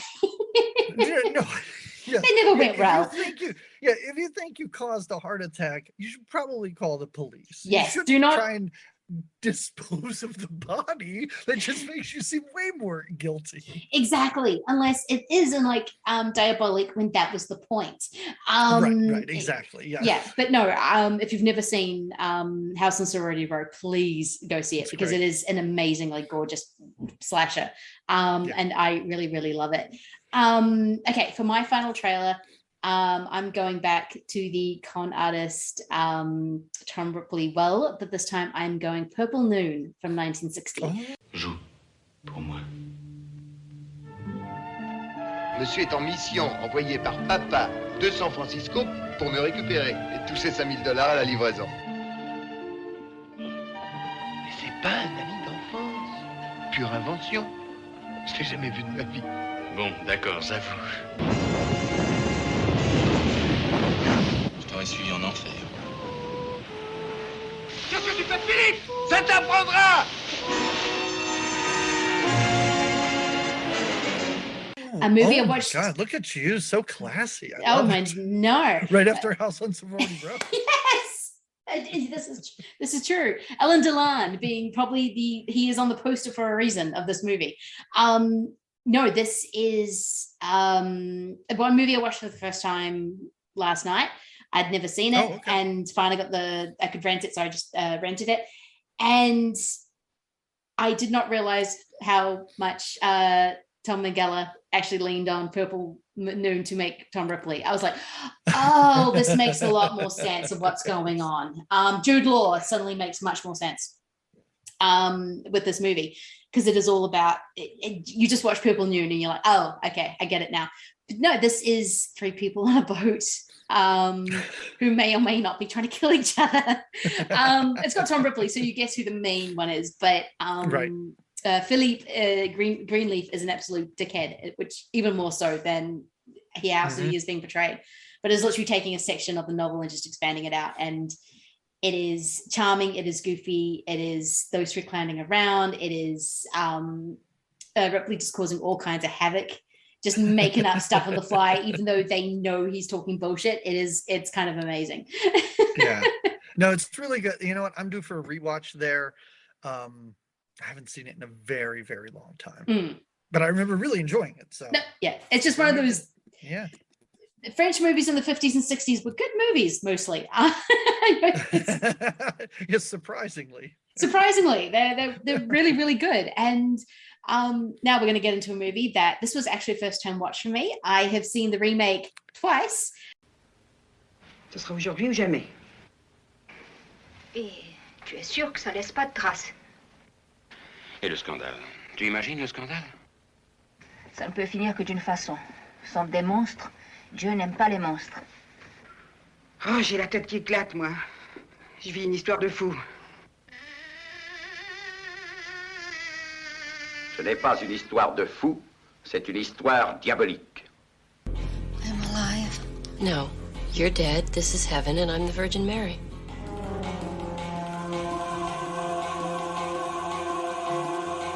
What happened to your eyes? Your husband was in one of his moods again. It's not right. Wife and mistress being so chummy, especially since she knows. We're never gonna be free until he's dead. Une baignoire diabolique. Un costume d'homme diabolique. Une malle en osier diabolique. Une piscine. And never had seen the original.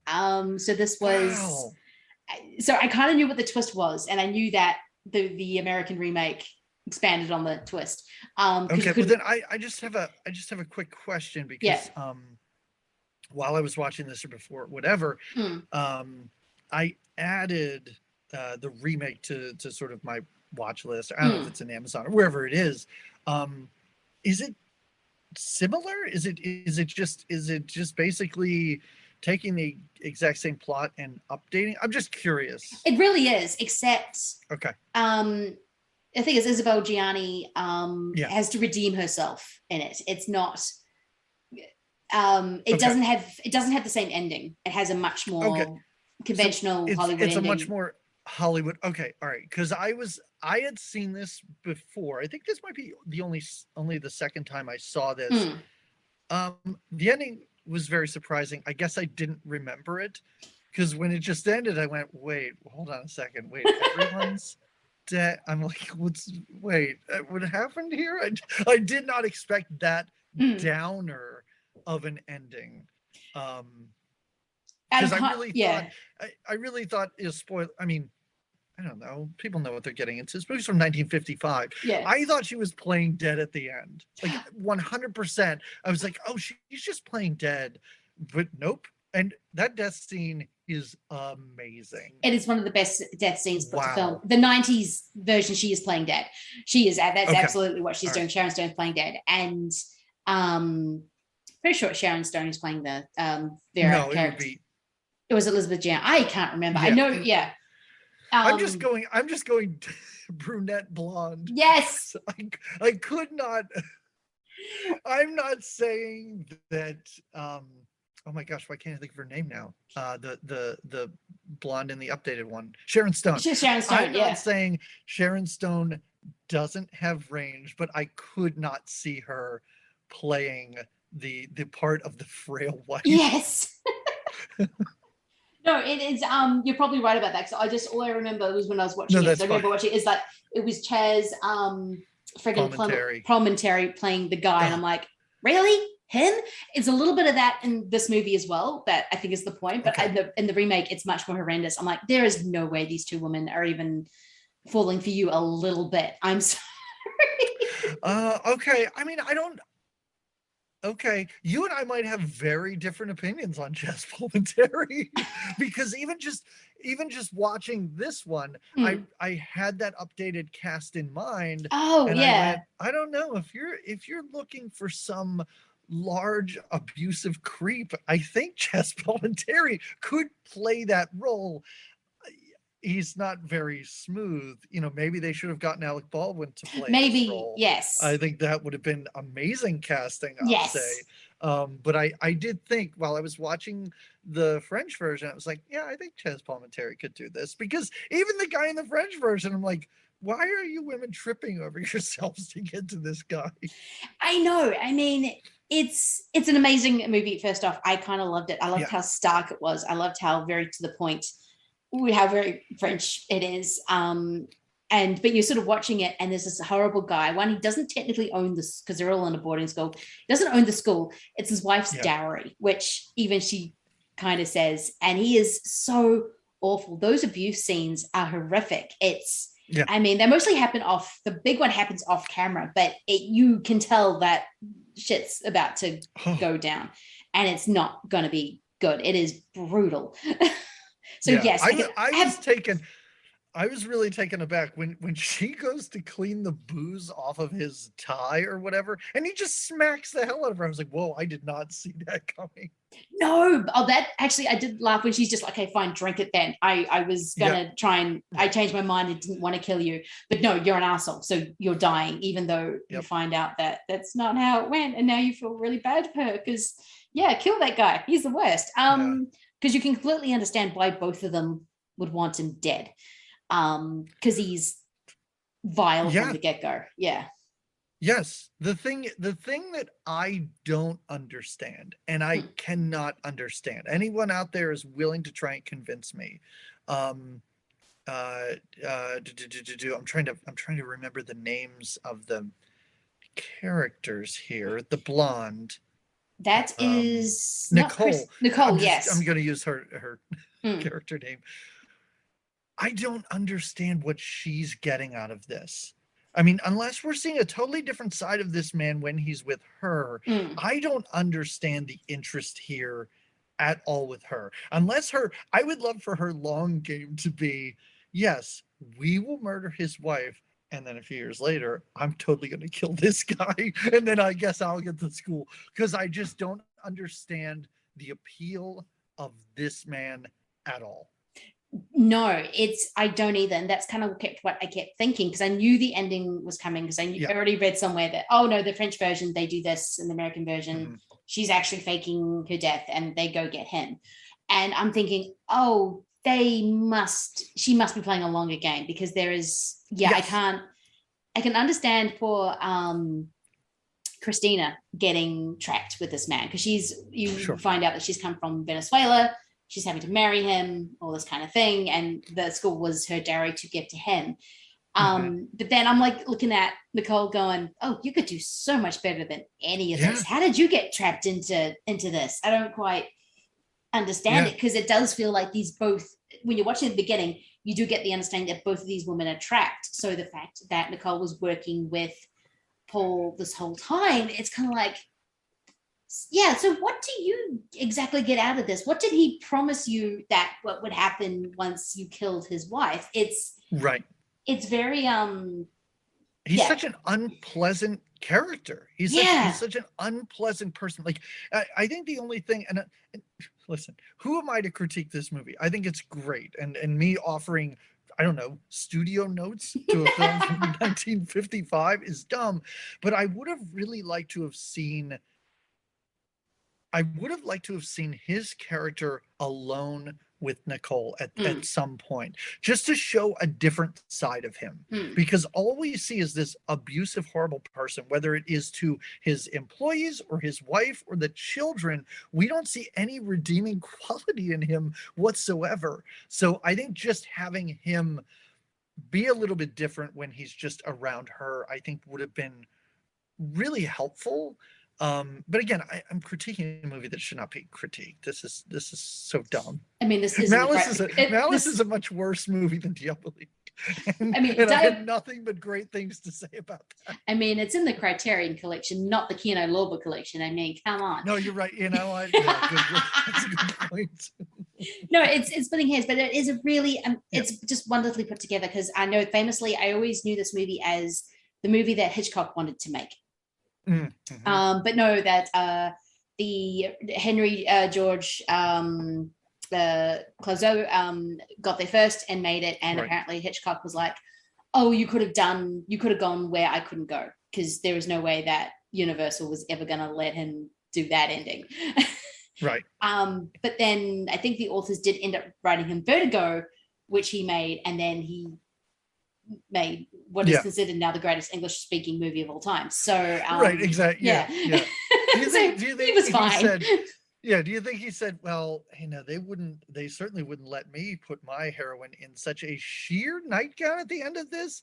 That was kind of shocking how see-through that thing was. I don't remember that from the first time I watched it, but I could not. I was like, how is no, I'm looking around like I'm watching this with people. No, I sit alone in my basement and watch this. But it was one of those things where I'm watching this going, is anyone else seeing this? Yeah. Like, how is this?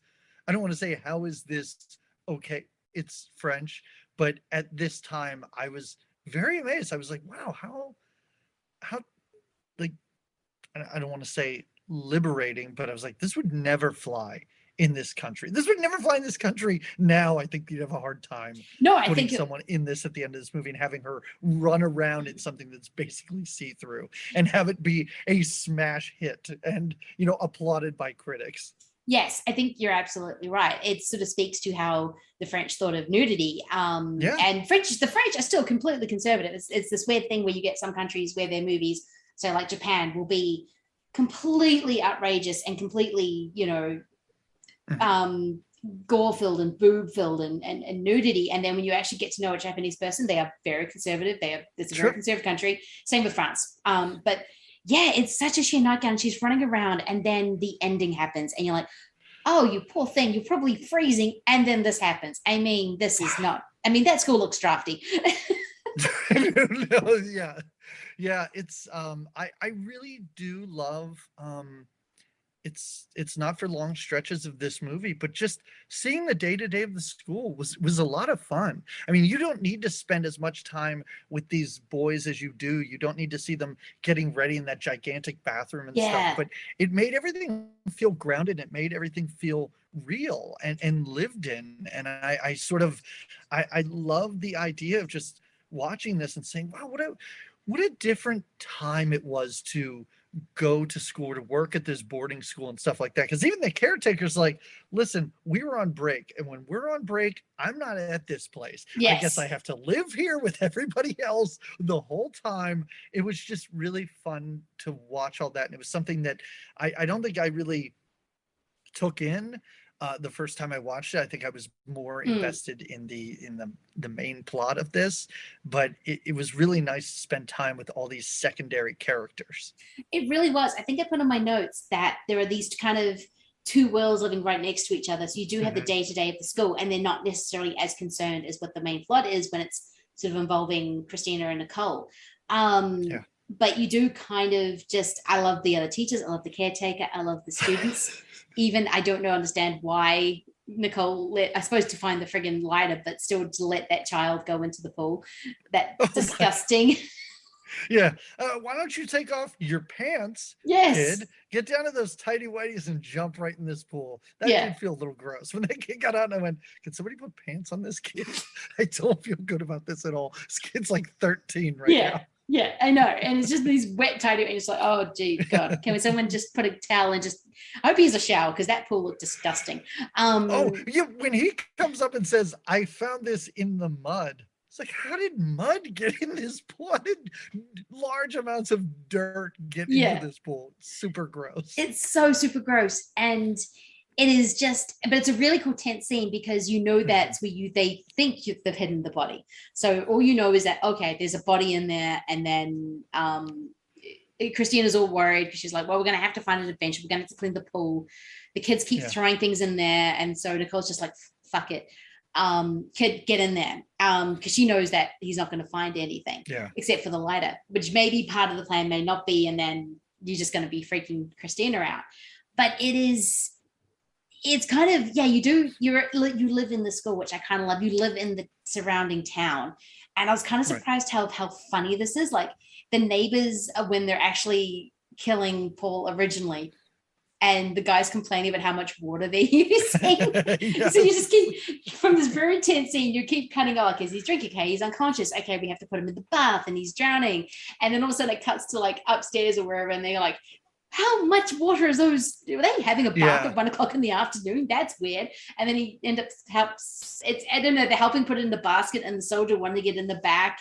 It's a lot more comical than I was expecting. It's just these little moments of, it's almost like Weekend at Bernie's almost. They're going to find the body.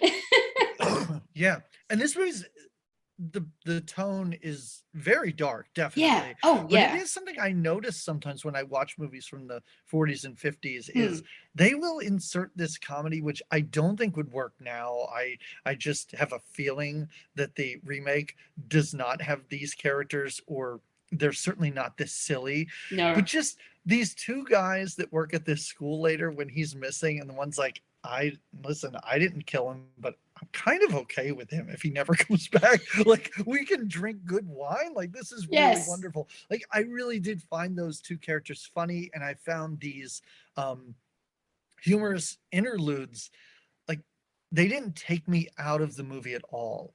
It again just exposed me to this larger world and everything else that's happening around this main plot. I do have a question. Maybe you can help me with this, and maybe I just wasn't paying attention. Their plan seems weird, that they're going to throw the whole wicker basket in. Do they put the wicker basket in the pool? That's what I assumed. Or do they dump him out? So they must have dumped him out because Christy keeps saying they're going to find him. And if it's just the wicker basket, he was going, there's a weird wicker basket down here. So they must dump him in. But you just don't see it because I think that's what happened. No, I'm glad, because I thought they threw the whole basket in there, and then later it's in a barn, and I'm like, well, wait, I understand putting him in the basket to weigh him down, but without the basket, how is he weighed down?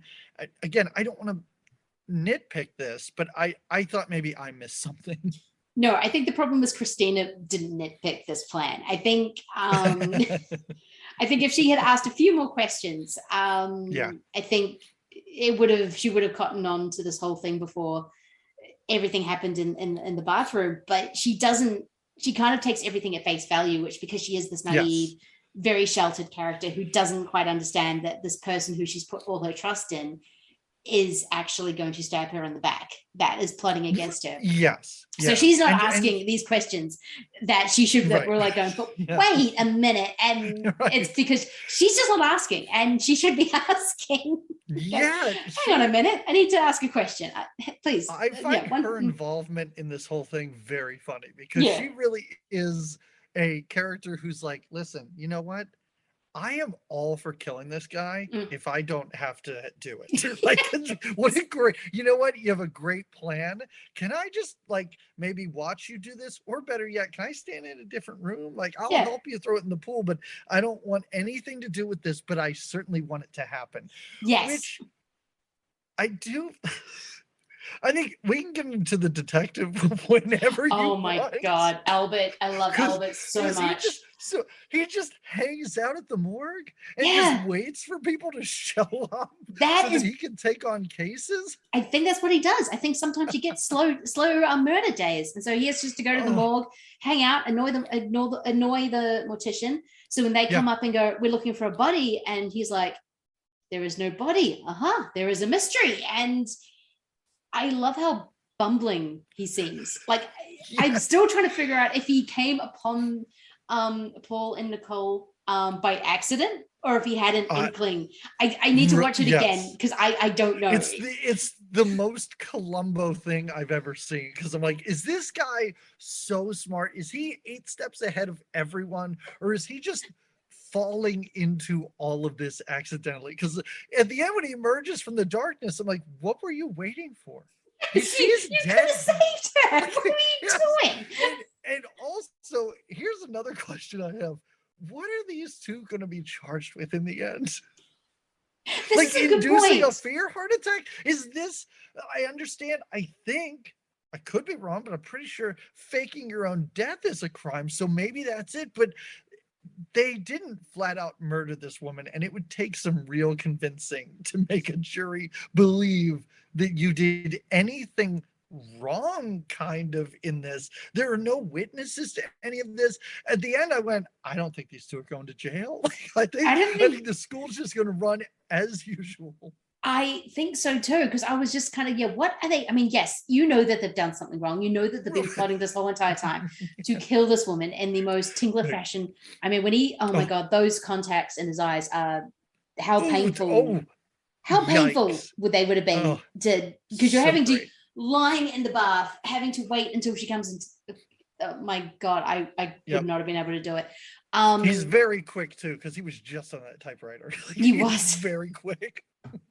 It's like Lon chaining it, quick, put them in the eyes, run over to the bathtub, gets in. Yeah, because you're right, he was just on that typewriter.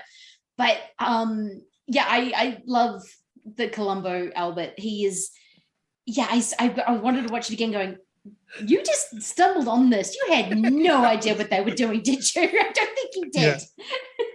Because even when she admits to murder, he's like, all right, you crazy bitch, lay down. You're totally fine. What? She just told you she killed a man and you're gonna go home? No, and it's like that was the actual murder, because they actually drugged him and then drowned him.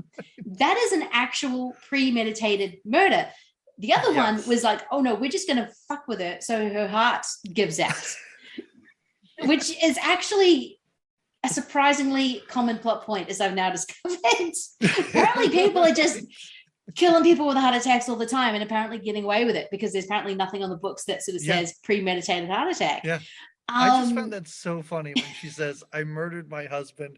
And in my mind, I'm like, oh, all these clues you've been finding, detective, like that little thing that she just said should piece everything together for you. But he's like, no, you'll be innocent in the morning, almost as if he knows exactly what's happening, but doesn't stop it at the end. Exactly, which is so strange. I mean, because I love the fact that Paul is still going around yelling at people, like, or getting kids to break windows and kind of things like that. You can tell he's already just, all the kids probably know he's walking around telling people off because he's like, oh God, that asshole's back.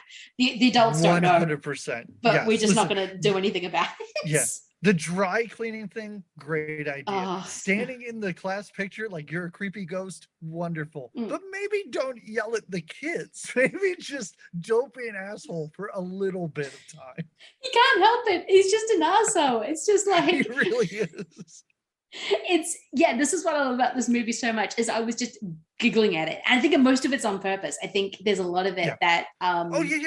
that he's totally doing on purpose. Like, oh no, this is a funny moment. You need to laugh. Yes, he does yell at the children because he's an arsehole and he's not going to stop being one just because he's got a plot in mind. Which I kind of love. Just because he has to hide in the closet all day or whatever he's doing. He's just that fact that he's probably just hiding in the closet for most of the time, and then going out and just fucking with Christina it's just, there is a really dark humor to it, which I can kind of see why Hitchcock kind of wanted to make this, because definitely my still favorite thing is on like Shadow of a Doubt, which is a very dark movie, speaking of amazing monologues in a movie, and then you have the mother who's obsessed with how you make a cake. He does that kind of stuff all the time, so I can kind of see him looking at this and going, I could do that. And then they give him a book and it is one of his darkest movies ever. I mean, Vertigo is such a I think it's his best. I again, he could have done this, and there is part of me that thinks, oh, it would be nice if he had done this. But no, I'm glad we have what we have with this. And I'm still kind of interested to check out the remake, but I find it very strange that for some reason, having never seen the remake, in my mind, the end of the remake was the end of this. So I think I'm all warped now, and I'm thinking about, well, wait, how would a Hollywood studio end this? Okay, that must be what happens. Oh my God, it's not at all. No, it's kind of weird, because that the ending of the remake is how you think that should end, because there is the bad guys don't get away with it at the end of the original. Sure. But they still kill Christina, and that is the person who you're seeing this movie through. She is the POV. She is the one who's being fucked with. Simone Sinor, who is the coolest person. I mean, when she just wearing those friggin' glasses and that the cardigan's just over the shoulder, I'm like, there is no one cooler than you. And the way she smokes is just, okay, you are thing. But she's very super aloof. Cool. And again, I mean, you're going to update this. I could not picture anyone but Sharon Stone. She is kind of doing that. Exactly. And she is like kind of the sex embodiment, but she is so aloof and so cool that nothing's a big deal to her. Now by the end of the movie, you realize why. But I love the fact that she is just like, yeah, we'll kill him. We'll be fine. It'll be easy. Stop complaining. But I love so in the French, they don't get away with it, but they still kill Christina. But in the Hollywood version, Christina can't die, because that would defeat the whole purpose of what a audience expects. And I think, because you're like, wait, because when you're watching it, you're like, oh, she's not faking it. Her eyes are doing weird. Oh, she's dead. Oh, the eyes. Yeah. Her eyes are all over the place at the end of this. Yeah, she's amazing. She's really great in this. I think it is a bit over the top, her constantly staring at the pool. She takes 3 steps, has to look at the pool. But like I said at the beginning, that death scene is kind of super unsettling. It really is. Watch. It really is. I don't see death scenes like that in any movie. A character has a heart attack and just, falls over or something. She's really going through it. And she really is. Really fantastic. And the fact that you get the whole effect of Paul rising from the pool and those fucked up things, they're not exactly contacts. They're something like Lon Chaney would wear if he was in one of his, like, their implants or something. And so he kind of looks like his eyes are turning the back of his head, and he looks like the zombie rising from the bathtub. Is in something like what is that ghost movie with Michelle Pfeiffer and Harrison Ford? What Lies Beneath. What Lies Beneath. It's got that kind of, still way freakier, but it's still got that kind of feel of he's coming back. And then she just kind of starts convulsing and then just drops. There's no kind of pillow. You see her just literally drop to the floor, and you'll be like, ooh, that would have hurt. Yeah. There's no cut, and it is a devastating sudden death, and it's just like you don't get that until the American movies until the 70s, when you get those kind of just like, oh shit, that person's dead. It's really great. I love the ending of the little liar kid saying that he saw her just hanging around again. I think that kid was in timeout for 3.5 days at that one point when he's standing in that corner, and I think it's the next day and he's still there. I found that very funny. It was. He's just constantly is a little shit. And then even the detective's like, she's dead. And the kid's like, no, she's not. Oh, yeah. It Such a fantastic movie. I know we're having fun and we're poking holes in this and we're, pointing out dumb plot holes and stuff, which is kind of interesting. I didn't really like, I had ideas of why you made this a double, and I think that just on the surface. But it's funny to think that, if you think about Diabolique for an extended period of time, it has problems just like Malice does, which I was not thinking about that honestly while I was watching this. I'm just watching an amazing movie, but it is fun to talk back through it and to say, well, this doesn't make sense, and I don't know what the police chief or investigators doing at all. Oh, that's the one I knew. As soon as he showed up, I'm like, oh, okay, now this movie's taken on a new level, and because I'm already in, because this movie is just so sturdy. There's it is not, it is doing exactly what it needs to do. It is so economical in very specific ways, but then it's just got all this kind of like foofy stuff all around it, and it is the funny stuff. It is this community that they live in, this quirky community. It's the school they live in. It's this police detective who just like hangs around in morgues all day. And I love the fact that you don't see him drink, but I swear this man is drunk. Like, I'm just watching it. Oh, you are totally an alcoholic. I'm surprised there's no bottle of wine just sitting next to you at all times. It's like friggin' Marge in the original Nightmare on Elm Street, when she's just Houdining bottles of vodka throughout the movie. It was like, out of the center, like, how many bottles of friggin' around this house? I'm surprised he's not doing that and you don't see it, because I think that would have been a wonderful touch. But sure, there's a reason why this movie is a classic. There is a reason why people sort of say, oh, this is one of the best movies of the 50s, because you're like watching it and going, because it kind of is. I agree. Completely. It's got this tense feeling around it. It's not spooky, say like The Innocents, where everything feels off kilter, but at the same time, something's not right, because you do see him in paintings. You do see that little boy going, oh, he yelled at me, or something sort of happening around it. Something's fucking with her, but the movie gives no indication that it's supernatural, even though she's starting to think, oh my God, this guy's starting to haunt me for what I've done. And for the amount of, a lot of it does take place at the school. Certainly they are in different locations.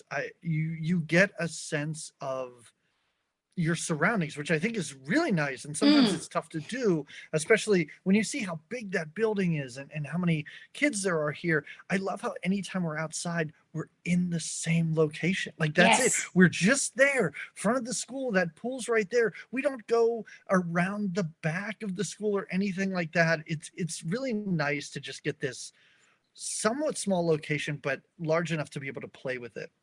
It really does. I think Malice does try to do that same thing, because it wants you to know that this is Boston.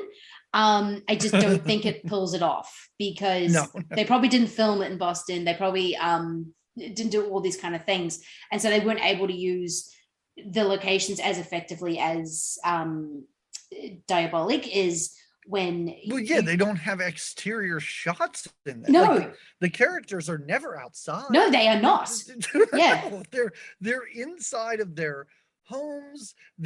And then the only time that you get a sense that the characters are there and there are large exterior shots, it's that silly mountaintop home, which looks ridiculous, but in the best way possible. But this one actually is like, oh, we're going to show you this. This is a school that is a part of a community. There is a village. There is a place where these two women go to run away and to figure out this thing that they're going to do.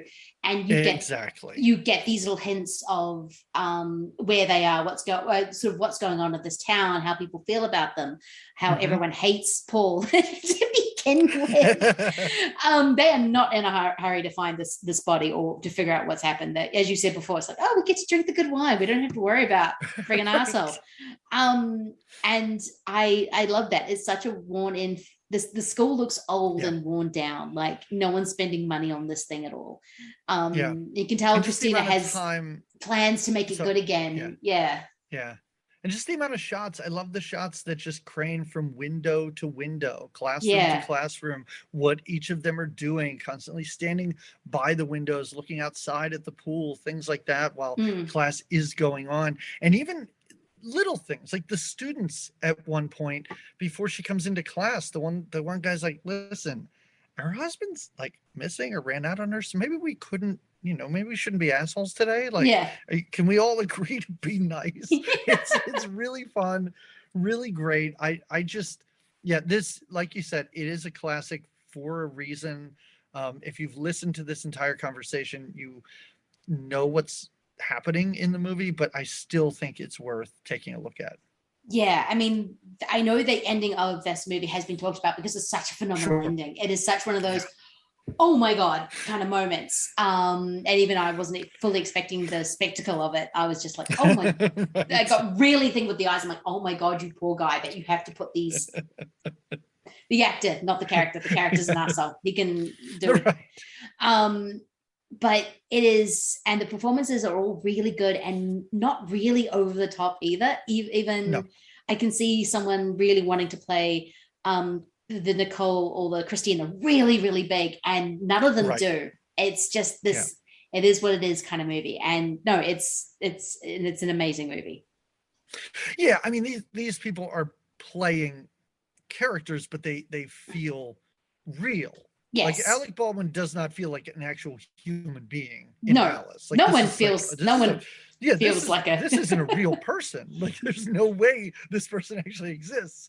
But everything in here does feel grounded. Yes. And I really appreciated that. Yeah, this movie's phenomenal. Yeah, it's Diabolique. Go watch it. It's a great movie. Right. I mean, it is in the Criterion Collection. Sorry, right. I mainly tease Chris about that.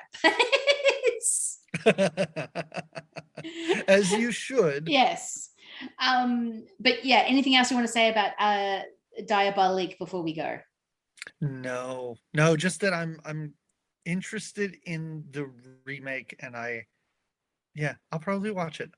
I really was on the fence. I wasn't sure. Definitely. I didn't want something that's just a retread. But I love, again, like, it's a great cast. I like all those people, so maybe I'll check it out. Check it out. It just, as you know, it's just never going to be the original. Right. And just take it as a 90s thriller, and I think you'll have a good time with it. Okay. It's do not watch the remake of House on Sorority Row. I'll just say that. I'll put that out there. Just watch House on Sorority Row, because that movie rules. Yes. Thank you so much for coming on. This was so much fun, and we need to do it again as well, because I think we did come up with like about 16 doubles when we first talked, so I should go through that list again. I'm like, oh yeah, we did that double, that's cool. But please tell people where they can find your good work. Sure. Good Times, Great Movies, wherever you find your podcasts, or just type it into whatever search engine. They're the only place around that has that name. So if you try and find us, you can. Like I said, new episodes every other week. We just did Repo Man, as you said. And what do we have? A huge blind spot for me, and a giant movie that I don't know how I made it this long in my life without having seen Footloose. That's going to be our next episode. I had never seen that before, and my God, a very, very lean Chris Penn totally stole that movie. He is doing things that I never thought I'd see Chris Penn do in my entire life. That movie's a pure delight. I had no idea. I have not seen the original Footloose in so long. That someone actually to point out, Chris Penn's in that movie. I'm like, no, he's not. So I may have to watch it again, because I just remember Bacon dancing. Sure. Which is delightful. But no, I cannot wait to listen to that episode, because that is going to be a fascinating listen. I need to watch it again, because I have not seen it in so long. It's worth watching. I don't know why it's almost 2 hours long. Like it doesn't feel that long. Yeah. But even at the end, I went, I don't know that you needed to make it quite this long. No, that is going to be amazing. So please listen out for that, because you and Jay be talking about Footloose, and remember, that is a movie that has a lot of questions. Sure. I mean, just the whole Lithgow's plan, I think, needs he has very specific things that he does not like. He really does. But no, it is a quintessential 80s movie, I think, in a lot of ways, just in terms of the cast, just in terms of what it's about, just in terms of the music even. Yep. But did Kenny Loggins do the theme song for that one? Oh, he sure did. Yes, he did. I mean, and it's an opening where all you do over the entire opening credits is watch different feet dance. And it's one of the greatest opening credits I think I've ever seen in my entire life. I was fascinated by it. I was like, this is great. They're in bowling shoes. I don't know what's happening right now, but I am all for it. It's really fantastic. Because it's all about that song. It's like Kenny Loggins was really the composer of the 80s, wasn't he? He was flying high, you know. There's a lot of discussion now about Maverick, and I have a feeling I will never ever see that movie. But yeah, Kenny Loggins, I don't know, maybe he's got some new stuff in that movie. I have no idea. No, I doubt it though. They literally do the opening to Maverick is literally the opening to Top Gun. And okay, so you have I'm never seeing Maverick. I'm just every time somebody listen, it has an insane rating with critics and with audiences, but every time somebody mentions something about that movie, it's just more reason for me not to see it. Number one, Miles Teller, no, not a fan. I don't want to watch him. Especially the fact that he's playing Anthony Edwards' kid. I'm like, this does not feel right. Why are you? I don't need to see that. No, I do not need to see that. Also, timeline, I don't know that works. His kid is, I don't know how old, 3, 4, 5 in that first movie. I don't think timeline wise, he should be that age. He should be a lot older. Anyway, no, I don't care. I'm never going to Top Gun is dumb, but it works on a very specific nostalgia, not just for Top Gun, but just how movies were made before like the 2020s or before just a long time ago. It's got the they don't make movies like this anymore, do they? And I think that's hitting a sweet nostalgia spot for people because it is sentimental as all hell. Even it's right. That's the thing. Yeah, and I know you're trying to wrap this up, and I'm not trying to keep you. Oh no. I cannot watch movies that are constantly reminding you of another movie. I don't want to do that. I don't see the fun in that. The only thing. Jennifer Connelly almost got me to see it. Almost. If I ever end up seeing it, it's only because of her. And honestly, I just totally miss her. I know she does stuff, but it's nothing that I watch. It's kind of a conundrum because she is so good in that movie, even though she's given nothing to do. And she has not aged. Like, you're watching and you're just watching going, you are still one of the most beautiful women on the planet. Yeah. And I don't think you've aged all that much. It's either witchcraft or just Paul Bettany's just the luckiest man ever to have somehow gotten you good races that they're still married. It can be both. It doesn't need to be one or the other. It's probably both, but I don't know. You're just watching her. And I do kind of like, even though she's just girlfriend character, Tom Cruise kind of has to fit into her life a little bit, which I kind of liked. She's not waiting. There's literally a scene where he comes over to see her after something big. She's not there because she has stuff to do. So he has to wait for her. Okay, all right. I kind of like that. Yeah, but I mean, I'm still not going to see it. No, don't. No, I can't imagine you liking this movie at all. So I don't see why you'd want to put yourself through that because it is all nostalgia, all reminding you about them playing half naked on a beach and call signs and all that. We did just have a lengthy conversation about how I'm going to watch the Diabolique remake. So this flies in the face of all of that. Nobody should ever take me seriously, ever. Different movies, it's just a different situation with every single movie. Sometimes, and Top Gun has a very specific sheen on it. It has a very I don't know what is it about Top Gun because I hate that movie so much, but I will watch it in a heartbeat, and I don't know why. The original. It's background noise. It's really nice to just have on, and a thing that honestly, since we talked about it on my podcast, I don't know, 5 years ago. Yeah. You don't need to pay attention to it. And that's not a good thing. Like that's not a positive when you're talking about a movie, but it's really great to just have on in the background. And every now and then you turn around, you're like, oh, they're flying around again. Isn't that fun? Yes. There's no stakes to that movie either, which is really bizarre. It really is. Because every time I watch it, I'm like, what is the plot to Top Gun? And then I'm like, I don't know. I don't know what the actual point of it is. And I'm usually don't mind that. Like I can watch, I mean, one of my favorite movies is the original Suspiria, and that again has no plot to it whatsoever. It is music and Jessica Harper looking freaked out at things. Sure. But I love it. The Top Gun, I literally watched and going, okay, Tom Cruise's teeth are crooked. And I get distracted by that a lot. And this movie has no point. It's just, I don't know what they're doing. Point. I don't know what they're doing at any time.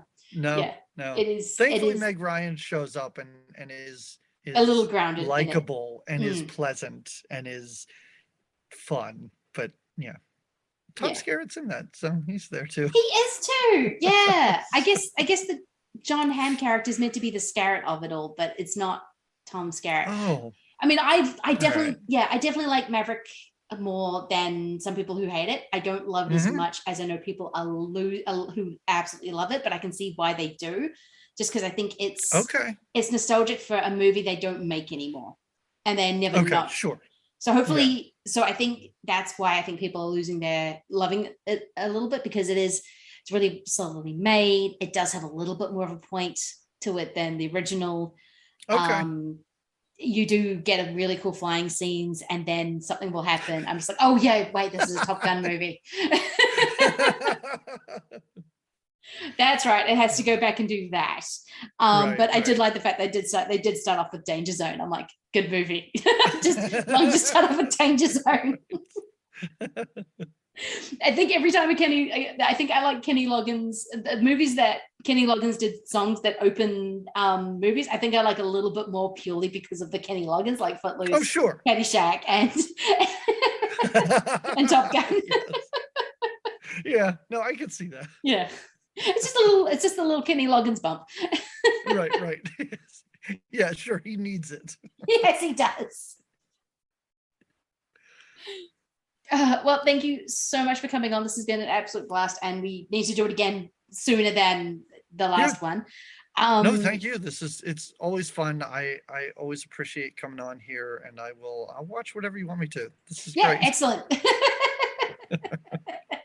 No, I think that list had some really good doubles on it, so I will have a look at that and see what we can do next. Because that was a good way of doing it. You just gave me movies a list if you liked, and I gave you some possible double ideas. That was good. That was a good way. So yes, thank you for coming on. Please listen to Good Times, Great Movies, because it is a great podcast, and it is almost a history class of the 1980s in film. If you really want to go back and go through that 7 years, that is such an impressive feat. That is amazing. Anyway, I will let you go. Thank you so much for coming on. This was an absolute blast, and I finally got to watch Diabolique, and I love that movie so much.